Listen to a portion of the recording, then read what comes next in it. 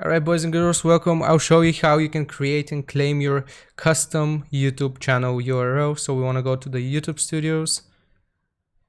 I've started speaking like an Indian. Then we go to customization, basic info. And here is where you get your option custom URL. Now I currently only have the option to delete it because I've already claimed mine, but I'm going to show you where it takes you, right? So if I click delete, you should have the option create right here.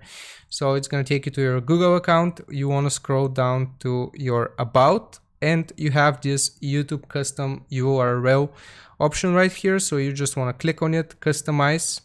And as you can see, I only get the option to remove it because I've already claimed mine, but you want to create your YouTube channel URL from within here, from within this website, the Google website. So thank you, boys and girls, and for watching. I hope it helped you out. Make sure you claim your custom channel URL before you become famous and somebody else takes it. Remember me when you become famous. So yeah, I hope it helped you out. Take care, everyone. Bye bye.